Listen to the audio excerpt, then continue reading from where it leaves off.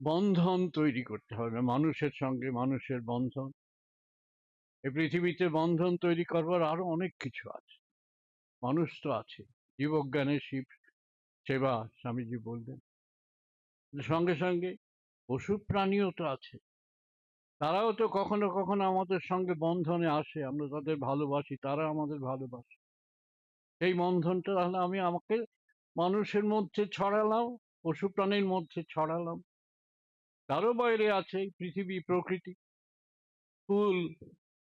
আমি সেদিন নরেন্দ্রপুরে গিয়েছিলাম, বেলুড়ে, আমার অভিজ্ঞতাতে মনে আছে, ফুলে ভরে গেছে কলেজের সামনে। কি অসাধারণ পুষ্প চর্চা করেন আশ্রমিকেরা, অসাধারণ। সেই ফুল আমাদের সঙ্গে কথা বলে না, কিন্তু আমাদের একটা কিছু দেয়।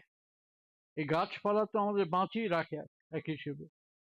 এই গাছপালা, নদী, আকাশ, পাহাড় পর্বত, সমস্ত পৃথিবী আমাদের কাছে অর্থ বহন করে, আমাদের কাছে মূল্যবান।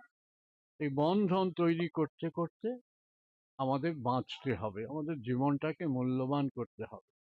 আর এখানে যারা এসছেন, এই যে বয়স্কদের সেবার কথা, ভারতে তো বয়স্কদের সংখ্যা বেড়ে যাচ্ছে। আয়ুষ্কাল, গড় আয়ুষ্কাল আমাদের সময় যা ছিল 27% ছিল এক সময়, এখন বোধহয় 72%-এর মতো মানুষের আয়ু বেড়ে গেছে। ফলে বয়স্ক মানুষের সংখ্যাও আমাদের দেশে অনেক বেড়ে গেছে। তারা নিজেরা নিজেদের সেবা করবেন, আবার আমরা তাদের সেবা করব। কারণ আমি যেমন মনে করি যে আমাদের শেষ হয়নি, আমাদের দেওয়া শেষ হয়নি, আমাদের অনেক কিছু দেবার আছে। তার জন্য বয়স্কদের সুস্থ থাকা দরকার। যারা বয়স্করা জ্ঞানী, বয়স্করা একটা পুরো জীবন দেখেছেন, তারা মানুষের জন্য ভেবেছেন, মানুষের কাজ করেছেন।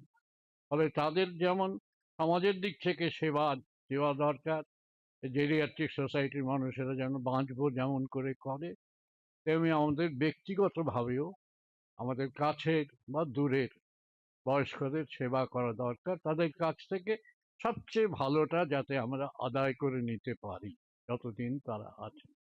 তার জন্যেই এই কোর্স খোলা হয়েছে এখানে, এই বোস হাউস কমপ্লেক্সে কোর্স খুলেছেন স্বামীজি, খুলেছেন বাঁচবো এবং জেরিয়াট্রিক সোসাইটি, তারা একসঙ্গে হাত মিলিয়েছে। আপনারা সবাই এর সঙ্গে যুক্ত হন, পাশে থাকুন। এই কয়েকটি কথা বলে আমার কথা শেষ করছি। নমস্কার।